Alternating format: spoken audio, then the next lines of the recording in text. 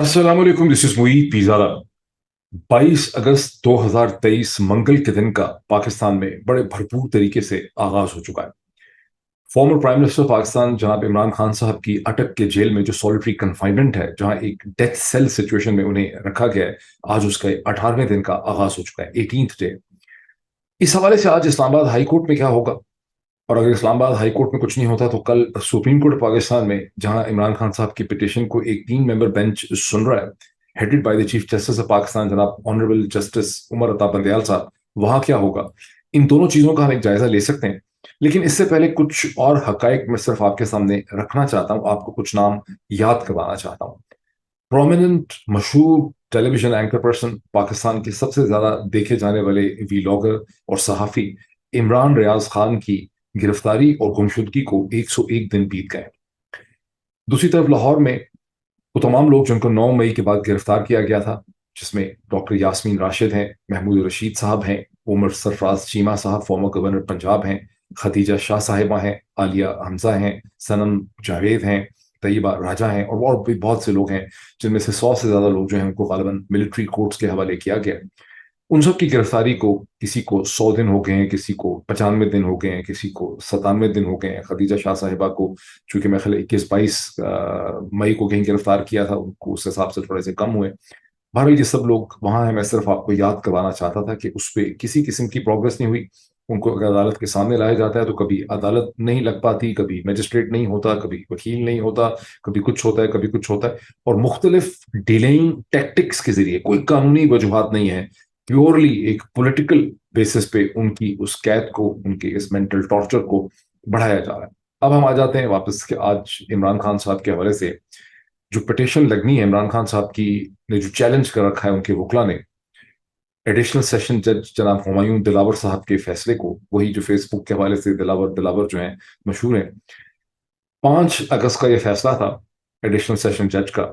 In the common parlance of things, इसको 48 घंटे के अंदर, क्योंकि 3 बरस और 3 बरस से कम की अगर सजा होती है तो आपका यूजली 2-3 दिन के अंदर आपको उसमें से रिलीफ मिल जाती है, या ऐसा फैसला सस्पेंड हो जाता है, आपको बेल हो जाती है, आपको रिहाई मिल जाती है। अगर 3 या 5 बरस से ज्यादा का हो फिर उस पर मुश्किल होती। लेकिन अब तक ये समात तो हो नहीं सकी फॉर वेरियस रीजंस। अब आज ये समात एन इस वक्त पे होनी थी। इसका क्या आउटकम निकलता है ये हमें नहीं पता। 17 अगस्त को chief justice Islamabad high court के सामने जो पिटिशन थी वो दो चीजों पे थी। वो पिटिशन थी कि इमरान खान साहब को अटक जेल से अडयाला जेल मुंतखब से ट्रांसफर किया जाए, जो कि एक्चुअल डिसीजन था दिलावर हुमायूं सेशन जज का, एडिशनल सेशन जज का। वो भी था भी अडयाला जेल के लिए, क्योंकि अडयाला जेल ही कैटर करती है इस्लामाबाद की कोर्ट से सजा दी जाती है। तो चूंकि इस्लामाबाद में कोई सेंट्रल जेल नहीं है, तो रावलपिंडी में पंजाब हुकूमत की जो अडयाला जेल है वहां इमरान खान साहब को मुंतकिल होना था। वही उनका फैसला था। लेकिन 18 अगस्त को जब इस हवाले से केस लगा, 17 अगस्त को, मेरा ख्याल 18 अगस्त को लगा, तो उस वक्त chief justice Islamabad high court जनाब आमिर फारूक साहब बीमार हो गए। दूसरी पिटीशन जो उनके सामने थी, जो दूसरी इस्तदा उनके सामने थी, वो ये थी कि घर से खाना आने दिया जाए। भारत बीमार हो गए, उसकी समाप्त नहीं हो सकी। अब आज इस्लामाबाद हाई कोर्ट में क्या होगा? इस्लामाबाद हाई कोर्ट में जो कुछ भी होगा उसका ताल्लुक किसी कानूनी नुक्ते से हरगिज नहीं होगा, वो एक स्ट्रेटेजिक डिसीजन होगा। बिकॉज इस्लामाबाद हाई कोर्ट के फैसले का जो नतीजा होगा उसका इफेक्ट पड़ेगा कल सुप्रीम कोर्ट के 3 मेंबर बेंच की पिटीशन, जहां सुनी जाएगी पिटीशन, जहां मज़ाहिर अकबर नकवी साहब हैं, मंदोखेल साहब हैं, जस्टिस मंदोखेल हैं, और चीफ जस्टिस खुद सुन रहे हैं उस केस को। तो जो भी इस्लामाबाद हाई कोर्ट में होगा वहां पर उसकी बेसिस पे जो प्रोसिक्यूशन है वो कल सुप्रीम कोर्ट ऑफ पाकिस्तान के सामने एक पोजीशन लेगी। बिकॉज दोनों जगहों पे एक ही किस्म का केस है, एक ही किस्म के केस के ऊपर अपील की गई है, इस्तदा की गई। तो अच्छा, अब सुप्रीम कोर्ट के अंदर भी एक पॉलिटिकल सिचुएशन जो है वो डेवलप है, यहां पर भी पॉलिटिकल सिचुएशन है, सुप्रीम कोर्ट में भी बहुत interesting political situation. Supreme court का 3 मेंबर बेंच इमरान खान की पिटीशन को तो सुन रहा है, और केस चूंकि बहुत ही ज्यादा कमजोर है प्रोसिक्यूशन का, तो खासा खतरा है हुकूमत को, प्रोसिक्यूशन को, कि यहाँ से इमरान खान साहब को एक या दूसरी समात में रिलीफ मिल सकती है, उनको रिहाई मिल सकती है, जैसा कि बहुत से वकला कहते फिर रहे हैं, बहुत से कमेंटेटर भी कहते हैं। लेकिन प्रोसिक्यूशन ने, हुकूमत ने, एस्टैब्लिशमेंट ने इसका बंदोबस्त कर रखा है। तो आप देखते हैं कि पिछले 24-36 घंटों में एक दूसरी पिटीशन इमरान खान के वकला की जो सुप्रीम कोर्ट के रजिस्ट्रार के सामने आती है, उसे सुप्रीम कोर्ट के रजिस्ट्रार जो है एतराजात लगाकर उसे वापस भेज देते हैं। اور اب عمران خان کے وکلا کہہ رہے ہیں کہ وہ اس میں ان اعتراضات کو ایڈریس کر کے دوبارہ اس کو سبمٹ کریں گے. لیکن وہ پٹیشن کس چیز کی ہے؟ وہ پٹیشن ہے جس کو بڑے چاہت سے اور بڑے تم تراک سے عمران خان صاحب کے وکلا وہاں پر لے کر آئے تھے، جہاں پر انہوں نے ایک بیسک لاجیکل سوال اٹھایا تھا کہ ہمارے موکل کلائنٹ عمران خان کی جو پری اریسٹ بیلز ہیں وہ تقریباً 20 کیسز میں کینسل کر دی گئی ہیں ہائی کورٹس میں سے، سیشن کورٹس میں سے، فار دا ریزن کہ عمران خان وہاں پیش نہیں ہوئے خود سے فزیکلی. اور استدعا یہ تھی کہ آپ کامن ہیومن رائٹس دیکھیں ہمارے موکل کے، اور عمران خان کیسے پیش ہو سکتے ہیں جبکہ وہ جیل میں پڑے ہوئے ہیں اور ان کو گورنمنٹ پولیس پروسیکیوشن ہی پروڈیوس کر سکتی ہے. جب ان کو پروڈیوس نہیں کیا جاتا تو پھر یہ جو ان کی بیلز کینسل ہو رہی ہیں یہ غلط ہے. لیکن اس پہ دو قسم کے اعتراضات لگا کے رجسٹرار سپریم کورٹ نے اس کو واپس کر دیا. ایک انہوں نے کہا کہ آپ کی یہ پٹیشن جو آرٹیکل 184/3 کے تحت ہے، تو آرٹیکل 184/3 میں سپریم کورٹ کی جو اوریجنل جورسڈکشن ہے اس میں پبلک انٹرسٹ کا معاملہ ہونا چاہیے، اور اس میں کوئی پبلک انٹرسٹ کا معاملہ نہیں ہے. یعنی فارمر پرائم منسٹر پاکستان ہے، پبلک کا بہت بڑا ریپرزنٹیٹو ہے، 80% یا 70% لوگوں کا وہ ترجمان ہے.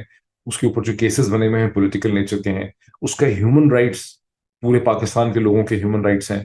مرڈر کا کرمنل نہیں ہے، ریپ کا کرمنل نہیں ہے، خالصتاً ایک پولیٹیکل ڈائنامکس ہیں. لیکن اس میں انہوں نے کہا ہے کہ یہ پبلک انٹرسٹ کا میٹر نہیں بنتا. دوسری چیز انہوں نے کہی ہے کہ ابھی تک کوئی اور ریلیونٹ فورم پہ آپ نے کیا اس حوالے سے اپیل کی. اس کا مطلب وہ کہہ رہے ہیں کہ پہلے آپ نے ہائی کورٹ میں اپیل کی، یہ نہیں کی. To my judgement and analysis, جو یہ واپس کیا ہے کیس رجسٹرار سپریم کورٹ نے، یہ بھی خالصاً پولیٹیکل ڈیسیژن ہے. بیکاز اس کو واپس کرنے سے اور اس کو نہ لگانے سے سماعت کے لیے اور یہاں ریلیف نہ دینے سے کا مطلب یہ ہے کہ اگر عمران خان صاحب کو توشہ خانے کا جو کیس ہے ہمایوں دلاور کا، وہ اسلام آباد ہائی کورٹ سے یا سپریم کورٹ سے سسپینڈ ہو جائے یا ہو جانا پڑے، کیونکہ کیس بہت زیادہ ویک ہے، آپ اس کے بارے میں بہت زیادہ لیگل انالیسس سن چکے ہیں. اس میں ہمایوں دلاور کو بہت جلدی تھی، ان کو جلدی ان کو حکم ملا ہوا تھا، ظاہر ان کی مجبوری تھی، ان بیچاروں نے جلدی وہ فیصلہ کیا. آپ کو پتا ہے آدھے گھنٹے میں تقریباً 30-35 پیجز کا فیصلہ انہوں نے ڈکٹیٹ کروایا، جو ہیومنلی پاسبل نہیں تھا. سماعت اگر انہوں نے 12 بجے 12:15 ختم کی تو 12:30 پہ انہوں نے فیصلہ آ کے ڈکٹیٹ کروا دیا. ظاہر ہے کہ فیصلہ ان کا پہلے لکھا ہوا تھا، اس میں بہت سے نقص ہیں، بہت سی غلطیاں. تو وہ یا تو جب اسلام آباد ہائی کورٹ میں 1-2 پیشیاں سماعت ہوتی ہے تو اس نے وہاں سے سسپینڈ ہونا ہے، یا اس نے سپریم کورٹ سے سسپینڈ ہونا ہے. اس کا مطلب ہے کہ عمران خان کو ٹیکنیکلی رہائی مل سکتی، لیکن ٹیکنیکل رہائی جو ہے وہ پولیٹیکل یا اسٹریٹجک انٹرسٹ میں ہے نہیں اس وقت سسٹم کے. تو بندوبست یہ کر لیا گیا ہے کہ ان کی تمام جو پری اریسٹ بیلز ہیں وہ کینسل ہو گئی، اور جب اس کو چیلنج کرنے کے لیے ان کے وکلا سپریم کورٹ میں جاتے ہیں تو وہاں سے ان کو ریلیف نہیں ملتی. سو میرا استدلال یہ ہے کہ سپریم کورٹ کے بھی جو فیصلے ہیں وہ خالصتاً پولیٹیکل نیچر کے فیصلے ہیں. یہ اور بات ہے کہ ہائی کورٹ سے سپریم کورٹ میں ایک عام آدمی کو بیوقوف بنانے کے لیے اس طرح سے چیزیں پیش کی جا رہی ہیں جس کو دیکھ کے بظاہر یہ لگتا ہے کہ کورٹ سسٹم جو ہے پاکستان کے اندر کام کر رہا ہے، یعنی آپٹکس ہیں. پاکستان کے اندر تو چونکہ لوگ چیزوں کو بہت غور سے دیکھ رہے ہیں، ان چیزوں کے بہت قریب ہیں، تو ان کو تو صاف نظر آ رہا ہے کہ یہ سسٹم کام نہیں کر رہا، وکلا کو نظر آ رہا ہے، میڈیا کے بہت سے لوگوں کا نظر آ رہا ہے، وہ بولے نہ بولے. لیکن اس کا فائدہ یہ ہے کہ انٹرنیشنلی کم از کم آپ یہ کہہ سکتے ہیں کہ جی وہ ہائی کورٹ میں معاملہ ہے، سپریم کورٹ میں معاملہ ہے، ریویو میں معاملہ ہو رہا ہے، سپریم کورٹ میں ان کے لوگ گئے ہوئے تھے. کیونکہ جب وہ خبر انگریزی کے اخبار میں ڈان میں ٹریبیون میں لگتی ہے اور اس کو کوئی انٹرنیشنل خبر رساں ایجنسی اس کو لگاتی ہے، تو اس کو پاکستان کے بارڈر سے باہر انٹرپریٹ کرنے کی کوئی بہت زیادہ کیپیسٹی لوگوں کی نہیں ہوتی. اس کو ذہن میں رکھیں. سو یہ آپٹکس جو ہیں کورٹس کے وہ تو چل رہے ہیں. ان ادر ورڈز جو فیصلے ہو رہے ہیں سپریم کورٹ ہائی کورٹ سے وہ سب پولیٹیکل سینس سے ہو رہے ہیں، اسٹریٹجک وجوہات کی وجہ سے ہو رہے ہیں. اس میں کوئی لیگل سینس نہیں ہے، کیونکہ دونوں ہی جگہوں پر عمران خان کے وکلا کا کیس جو ہے وہ بہت مضبوط ہے. ریلیف ان کو اگر نہیں ملتی تو خالصاً پولیٹیکل بنیاد پہ نہیں ملتی. اب پھر ہوگا کیا؟ ہوگا یہ جو آپ دیکھ رہے ہیں کہ شاہ محمود قریشی صاحب کو گرفتار کیا گیا، پھر ریمانڈ ہوا، پھر دوبارہ ریمانڈ ہوا، اور اب ان کو 4 دن کا پاکستان کے فارمر ایکس فارن منسٹر کا 4 دن کا FIA کا ریمانڈ جو ہے فزیکل دے دیا گیا ہے. کس چیز میں دیا گیا ہے؟ سائفر کیس کے اندر. تو اب سائفر کیس جو ہے جب عمران خان کو جس بھی سٹیج پہ رہائی ملے گی، اور رہائی ان کو مل جائے گی، مجھے لگتا ہے کیونکہ یہ توشہ خانے کا کیس ٹیکنیکلی بہت کمزور ہے. اچھا اس کو ذہن میں رکھیں کہ جب چونکہ جو بیسک ڈیسیجن ہوتا ہے قانون میں وہ ہمیشہ کورٹ آف فرسٹ انسٹنس کا ہوتا ہے. جو ٹرائل کورٹ ہوتی ہے اسی کا ڈیسیجن ہوتا ہے.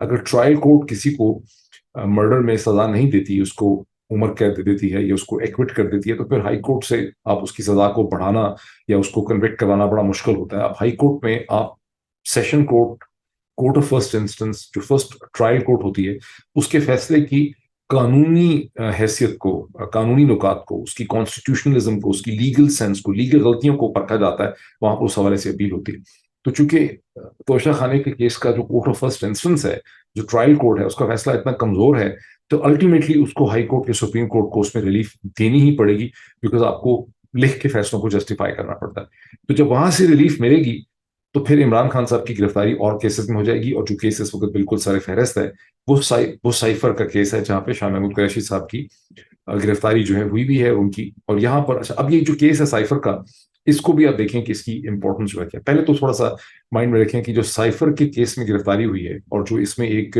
کیمرہ ٹرائل کے لیے ایک جج صاحب کی اپوائنٹمنٹ ہو گئی ہے، ان کو نامینیٹ یا نوٹیفائی کر دیا گیا ہے، یہ اس آفیشل سیکرٹ ایکٹ کی روشنی میں اور اس سے ڈیرائیوڈ پاورز میں، اس کے مینڈیٹ کے ذریعے ہو رہا ہے، جس کے بارے میں آفیشیل گیزٹ میں کہا گیا ہے کہ it has deem to got the assent of the president of Pakistan.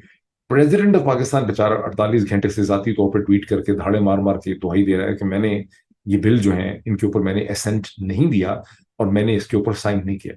لیکن سسٹم کے اندر مطلب جھوٹ کا ڈھانچہ اس قسم کا کھڑا ہے کہ جتنے بھی مطلب پی ڈی ایم اور اسٹیبلشمنٹ کے ریپرزنٹیٹیوز ہیں، وہ سب وہ سیکرٹری صاحب جو ہیں، جو پرنسپل سیکرٹری ہیں وقار احمد صاحب، جن کو پریزیڈنٹ نے وہاں سے برخاست کر دیا ہے، کو سیک کر دیا، واپس بھیج دیا ہے، اسٹیبلشمنٹ ڈویژن کو سرنڈر کر دیا ہے، ان کی جگہ حمیرہ احمد صاحبہ کو انہوں نے، جو بھی گریڈ 22 کی آفیسر ہیں، ان کو انہوں نے ریکوزیشن کیا ہے وہاں سے اسٹیبلشمنٹ ڈویژن سے۔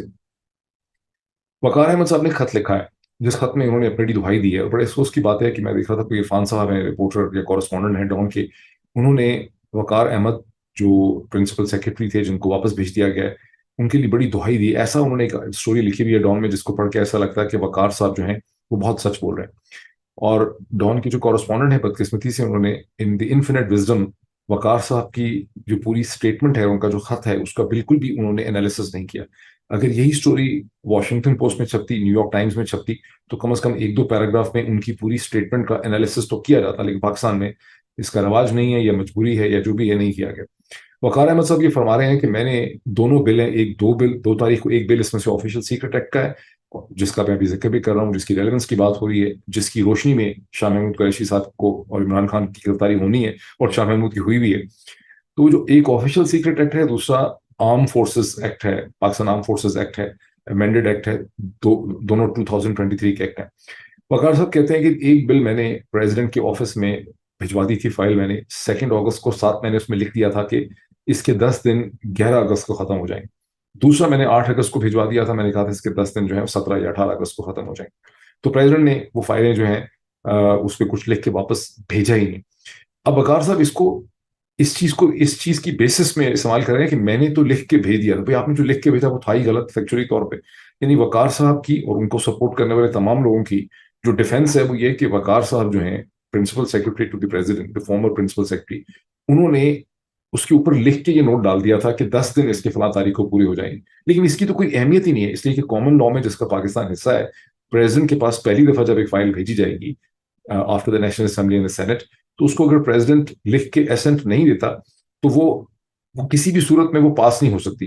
آپ اس کو کسی بھی صورت میں یہ نہیں کہہ سکتے کہ it was deemed to have the president's assent. یہاں پر اس کی سگنیفیکینس یہ ہے کہ چونکہ نیشنل اسمبلی ختم ہو رہی تھی، پارلیمنٹ ڈسفنکشنل ہو رہی تھی 9 اگست کو، پریزیڈنٹ نے وہ فائلیں واپس نہیں بھیجی، پریزیڈنٹ نے فائلیں اپنے پاس رکھ لیں، بیکاز اٹ واز انڈرسٹوڈ کہ اب کوئی نیشنل اسمبلی ہوگی ہی نہیں جس نے اس کے اوپر فیصلہ کرنا ہے۔ تو پریزیڈنٹ جب اس فائل کو واپس نہیں بھیجتا دونوں کیسز میں، اور اس کے اوپر کچھ بھی نہیں لکھتا، تو وہ چیز ساری کی ساری رک جاتی ہے، اور اب ظاہر اگلی پارلیمنٹ جو الیکٹ ہوگی، الیکشن کے بعد وہی آ کے ان بلز کا فیصلہ کر سکتی۔ بات بڑی سمپل سی ہے، اور جو اچھے وکیل ہیں انہوں نے اس کے حوالے سے بہت سی ایکسپلینیشن دی ہے، وہ ٹیلی ویژن کے اوپر بھی آپ دیکھ سکتے ہیں، سوشل میڈیا پہ دیکھ سکتے ہیں، لیکن اخبارات میں آپ کو یہ چیز کہیں لکھی ہوئی انگریزی اخبارات میں نہیں مل رہی۔ ون سیکنڈ، اس کی کیا سگنیفیکینس؟ اس کی سگنیفیکینس یہ ہے کہ پاکستان کے اندر جو اردو اسپیکنگ کمیونٹی ہے، اس کو تو ٹھیک طرح سے پتہ چل رہا ہے، وکلا کو، بار ایسوسیشنز کو، میڈیا کو پتہ چل رہا ہے کہ کیا ڈرامہ ٹھکوسلا ہو رہا ہے، لیکن جو ایکسٹرنل ورلڈ ہے، جہاں سے سسٹم اپنی اسٹرینتھ ڈیرائیو کرتا ہے اور پاورز گین کرتا ہے، اور جہاں پر ایکسپلینیشن دی جاتی ہیں کہ ہمارے ہاں ایک ڈیموکریسی چل رہی ہے، جہاں آپ کہہ رہے ہیں کہ مارشل لا نہیں لگا ہوا، وہاں کم از کم یہ آپٹکس جو ہے وہ ایک سرٹن رول جو ہے وہ پلے کر سکتے ہیں۔ اب ہم واپس آ جاتے ہیں آفیشیل سیکرٹ ایکٹ کے کیس کے اندر کہ اس میں کیا ہوگا۔ اس میں بھی تھوڑی دیر تک ٹینشن چلے گی، چند دنوں تک۔ بظاہراً سسٹم کا یہ خیال ہے کہ انہوں نے بہت بڑا ایک اسٹرانگ کیس پکڑ لیا ہے، جس میں شاہ محمود قریشی کو بھی بہت ڈرایا جا رہا ہے کہ جناب آپ کو بھی پھانسی ہو سکتی ہے، آپ نے بھی بہت بڑی غداری کی قوم کے ساتھ، اور اس میں عمران خان کو بھی پھانسی ہو سکتی ہے، اس میں یہ ٹریزن ہے، اس میں سزائے موت ہے، ملک سے غداری ہو گئی ہے ملک کے. لیکن اصل میں جب اس پہ آپ دیکھیں گے، اس پہ پروسیڈنگ ہوگی، اس پہ بات آگے چلے گی، کیمرہ ٹرائل وغیرہ، ان کیمرہ کریں، کھول کے کیمرہ کریں، اور اس کی چیزیں باہر آ جائیں گی، تو آپ دیکھیں گے اس میں سے کچھ نہیں نکلے گا. اس میں سے کیوں نہیں کچھ نکلے گا؟ پہلے ذہن میں رکھیں کہ یہ پہلا بخار نہیں ہے. اپریل 2022 کے بعد سے، جب سے حکومت ختم ہوئی 9 اپریل کے بعد سے، اس قسم کے بہت سے بخار آئے ہیں. جولائی اگست تک بخار یہ تھا کہ فورن فنڈنگ کیس میں عمران خان کی ڈسکوالیفیکیشن ہو جائے گی اور تحریک انصاف کی ڈسکوالیفائی ہو جائے گی. پھر بخار یہ تھا کہ ہم توشہ خانے کا جو گھڑیوں والا کیس ہے اس میں ہم عمران خان کی ڈسکوالیفیکیشن کر دیں گے. پھر بخار یہ تھا کہ کنٹمپٹ کیس میں کچھ ہو جائے گا. پھر بخار یہ تھا کہ مرڈر کے کیس میں کچھ ہو جائے گا. پھر بخار یہ تھا کہ کسی اور چیز میں کچھ ہو جائے گا. پھر درمیان میں ٹیرین وائٹ کا ان کو خیال تھا کچھ ہو جائے. تو اب سارے مجھے بخار یاد نہیں ہے، لیکن میرا کہنے کا مطلب یہ ہے کہ ہر 3 3 4 4 5 5 ہفتے کے لیے سسٹم کو بخار تھا کہ ہم اس میں کر لیں گے، اس میں کامیابی حاصل کر لیں گے، اس میں کامیابی حاصل کر لیں گے. لیٹسٹ آپ نے دیکھا کہ کوئی 1 1.5 مہینہ پہلے القادر ٹرسٹ کا بہت بڑا بخار تھا. وہ بخار چلتا رہا، لگتا تھا کہ القادر ٹرسٹ کیس میں تو پتہ نہیں کیا ہو جائے گا، لیکن اب وہ بھی آہستہ آہستہ منظر عام سے اوجھل ہو گیا، اس کو کوئی خاص ذکر نہیں ہو رہا، بیکاز اس میں سے نکل نہیں کچھ رہا. اسی طرح اب آپ دیکھ رہے ہیں کہ توشہ خانے میں سے کچھ نہیں نکل رہا. میں کیوں کہہ رہا ہوں کہ توشہ خانے میں سے کچھ نہیں نکل رہا؟ بیکاز ڈیسیجن وہی ہوتا ہے جو ٹرائل کورٹ کا ہوتا ہے، جو کورٹ آف فرسٹ انسٹنس کا ڈیسیجن ہوتا ہے. وہاں سارا زور لگا دیا، جہاں سے بھی فائل لکھ کے آئی، آپ اچھی طرح سے اندازہ لگا سکتے ہیں کہ کہاں سے آیا ہوگا 30 پیج کا فیصلہ لکھا ہوا. تو وہ انہوں نے اپنا پورا زور جو ہے، زور قلم وہاں پہ وہ لگا چکے ہیں. اپنا سارا جو انٹلیکچوئل لیگل آرگومنٹ انہوں نے بنانا تھا وہ بنا چکے ہیں. اس میں سے نکلا کچھ نہیں. کھودا پہاڑ نکلا چوہا، وہ بھی مرا ہوا. اب اس کا صرف ہائی کورٹ، سپریم کورٹ نے ان دی اینڈ اس کی غلطیاں نکلنی ہے، اس نے ختم ہو جانا ہے. تو اب اگلا سائفر کیس ہے. اب سائفر کیس کیوں بہت ویک کیس؟ سائبر کیس اس کے بہت ویک کیس ہے. اس کے اوپر پہلی تو بات ہے، اس کے اوپر بہت زیادہ لیوے ہو چکی ہے. اسٹارٹنگ فرام 27 مارچ جب عمران خان نے وہ لہرایا، اس کے بعد اس کے اوپر اتنی بحث ہو چکی ہے، اتنی بحث ہو چکی ہے، اتنی بحث ہو چکی ہے کہ اس کے اندر اب کچھ بچا نہیں ہے. اس کا سارا جوس، اس کا سارا مسالہ نکل چکا ہے. اس میں کوئی سینسیشنلزم نہیں ہے، اس میں کوئی نئی چیز نہیں ہے. اور یہاں یہ جو سارا کا سارا کیس ہے، یہ پریڈیکیٹ کرتا ہے، یہ کھڑا ہے ایک وعدہ معاف گواہ ٹائپ سچویشن میں، جس طرح سے ذوالفقار علی بھٹو کے خلاف 1979 کے اندر، 77 اور 79 کے درمیان میں جو ایف ایس ایف کے ڈائریکٹر تھے، ڈائریکٹر جنرل تھے مسعود محمود صاحب، ان کو وعدہ معاف گواہ کے طور پر استعمال کیا گیا تھا، جنہوں نے کہا تھا کہ جی مجھے ذوالفقار علی بھٹو نے آرڈرز دیے تھے نواب قصوری صاحب کو یا احمد رضا قصوری صاحب کو قتل کرنے کے لیے. اسی طرح سے یہاں پر جو principal secretary, former principal secretary to prime minister of Pakistan جناب اعظم خان صاحب ہیں، ان کی یہ اسٹیٹمنٹ کہ عمران خان نے وہ فائل یا وہ واپس نہیں دیا، سائفر جو تھا وہ اس کی بیسس ہے. اس کے علاوہ اس میں اور کوئی بیسس نہیں، اس میں اور کوئی بیسس نہیں. اب اس میں کیوں یہ بہت ویک ہے؟ اس لیے کہ جو سائفر اوریجنل آیا ہے فورن آفس کے اندر، وہاں سے وہ ڈی کوڈ ہوتا ہے. پہلے وہ ظاہر ہے ٹرپل کوڈڈ سائفر لینگویج میں آتا ہے، وہاں سے وہ ڈی کوڈ ہوتا ہے، انگریزی زبان میں ٹرانسلیٹ ہوتا ہے. اس کے بعد اس کی کاپی فورن منسٹر کو جاتی ہے، ایک کاپی فورن سیکرٹری کو جاتی ہے، ایک کاپی پرائم منسٹر کو جاتی ہے، ایک کاپی آرمی چیف کو جاتی ہے، ایک copy chairman joint chief of staff کو جاتی ہے، ایک copy D G I S I کو جاتی ہے. عمران خان نے پہلا کام یہ کیا کہ اس کی کاپیز آگے چیف جسٹس کو بھیج دی، اس کی کاپی انہوں نے پریزیڈنٹ کو بھیج دی. ظاہر ہے کہ یہ پورے ایک چینل سے گزر کے آئیں. اس کی کاپی انہوں نے چیئرمین سینٹ کو بھیج دی، کاپی انہوں نے نیشنل اسمبلی میں بھیج دی، انہوں نے کاپی کوشش کی دکھانے کے لیے اپوزیشن کو، ان کو بھی بھیجی. اس کے بعد اس کو کیبنٹ نے ڈی کلاسیفائی کر دیا، پوری کیبنٹ نے اس کو دیکھا. اب اس ساری چیز کی کیا ہے، اس کی امپورٹنس کیا ہے؟ میں کہہ رہا ہوں اس کی امپورٹنس یہ ہے کہ انٹرسپٹ نے، جس کی اسٹوری کے اوپر یہ سارا تماشا یا ڈرامہ یا ریئیکشن جو ہے وہ کیا جا رہا ہے، انٹرسپٹ نے اصل کاغذ تو پبلش کیا ہی نہیں ہے جس سے آپ کو نظر آئے کہ یہ کون سا کاغذ ہے، اس کے اوپر کون سا واٹر مارک ہے، اس پہ کون سی تاریخ ہے، اس کے اوپر کون سا نمبر ہے. وہ تو انہوں نے پبلش ہی نہیں کیا. انہوں نے اس کی ایکسپلینیشن بھی دی ہوئی ہے کہ ہمیں تو ایک فوج کے افسر نے دیا اور ہم نے اس کو پبلش نہیں کیا بیکاز جو ٹیسلا کے کریٹر ہیں جناب ایلون مسک، نے ایک طریقہ نکالا ہوا ہے ٹویٹر کے اندر کہ ڈاکومنٹ لیک ہو جاتا ہے تو ہم اس کو ٹریس کر سکتے ہیں.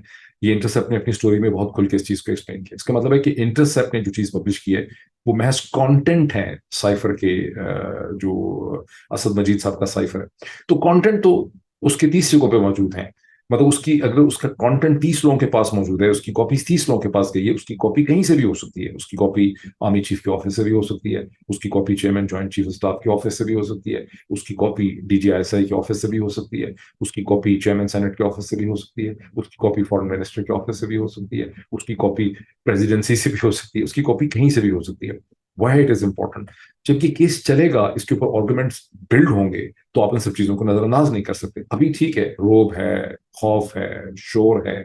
सो ये शोर, ये सारा शोर, ये सारा नॉइज, ये सारा खौफ जो है, इसकी भी सारी जो स्ट्रेंथ है, वो आप देखेंगे कि 10 दिन, 12 दिन, 15 दिन में डिसिपेट हो जाएगी. फिर ये दोबारा और कुछ चाहिए होगा. बॉटम लाइन क्या है कि एस्टैब्लिशमेंट ने जो नाटक खेला 9 मई का, जिसको अब तकरीबन 100 से ज्यादा दिन हो गए हैं, और 31 अगस्त को 110 दिन हो जाएंगे, और फिर 9 सितंबर को उसको पूरे 120 दिन हो जाएंगे, 4 महीने गुजर जाएंगे उसको. उसमें से जितना जूस निकालना था, उसमें से जो कुछ माइलेज लेना था, उसके जो डिविडेंड लेने थे, उसके बहुत डिविडेंड लिए गए. तहरीक इंसाफ की पॉलिटिकल मशीन को तोड़ दिया गया, उसको डिलेजिटिमाइज कर दिया गया, क्रिमिनलाइज कर दिया गया, सिविल लिबर्टीज जो को सलब कर लिया गया, लोगों को डरा दिया गया, मीडिया को एमैस्कुलेट कर दिया, सप्रेस कर दिया. लेकिन जिस तरह से जब आप एक सड़क पे जा रहे होते हैं, और आप जाते रास्ते में आप देखते हैं कि दो गाड़ियों का बड़ा खौफनाक एक्सीडेंट हुआ है, पास ट्रक का, या किसी कार आप देखते हैं टूटी हुई शुरू में मोटरवे के, तो आप खड़े होते हैं, देखते हैं, अल्लाह से तौबा करते हैं, और फिर 5 मिनट, 10 मिनट, 15 मिनट आप बड़ी एहतियात से गाड़ी चलाते हैं. 1 घंटे के बाद खासी तेज चलाने शुरू कर देते हैं. 2 घंटे के बाद और तेज चलाना शुरू कर देते हैं. जब तक आप इस्लामाबाद से लाहौर के करीब पहुंचते हैं, आप फराटे मारते हुए अपनी गाड़ी में जा रहे होते हैं, भूल जाते हैं कि एक्सीडेंट हुआ है. यही सूरत हाल एयर क्रैशेस के बाद होती है. जिस दिन हम किसी एयर क्रैश का सुनते हैं, कई दफा लोग, जब जहाज गिर गया था कराची के अंदर, तो लोगों ने सड़क से आना शुरू कर दिया था, कराची से लाहौर. ये मुझे याद है, अकील करीम देदी सब जो है, वो बाकायदा, जो पाकिस्तान के बहुत बड़े मुमताज ताजिर बिजनेसमैन है, वो 2 दफा कम अज कम कराची से गाड़ी में ट्रैवल करके इस्लामाबाद पहुंचे. और भी बहुत से लोग आए कि जहाज में नहीं बैठ रहे थे. लेकिन उसके कुछ दिनों के बाद लोगों ने दोबारा वही क्या करते बेचारे, फिर पीआईए के जहाज में बैठ रहे थे. इसी तरह से ये 9 मई में से जितना डिविडेंड निकलना था, वो निकल चुका है. अब या तो इस्टेब्लिशमेंट को कोई और इस किस्म का खेल खेलना पड़ेगा, वरना इससे जितना माइलेज जूस निकलना था वो निकल चुका है. इन केसेस में कोई बहुत ज्यादा जान नहीं है, बहुत ज्यादा इसमें रोने पिटने की, परेशान होने की जरूरत नहीं है. जो कष्ट इमरान खान, उनके वकला और तहरीक इंसाफ में काटना है, वो उन्होंने काटना ही है.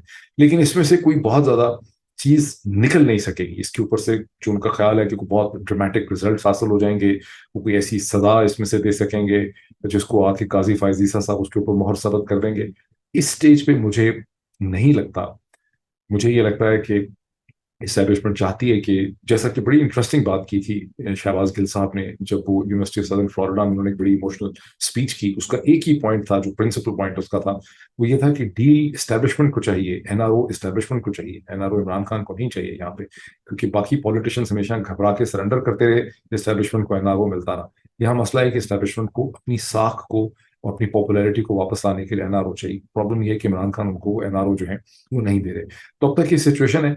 लिखें, मेरा ये एनालिसिस इस्लामाबाद हाई कोर्ट के हवाले से, और सुप्रीम कोर्ट के हवाले से, और गिरफ्तारियों के हवाले से, और साइफर के हवाले से कितना सही साबित होता है. हो सकता है कुछ इसमें गलतियां भी रह जाएं. Let's see. और 10-12 घंटों में देखते हैं क्या होता है.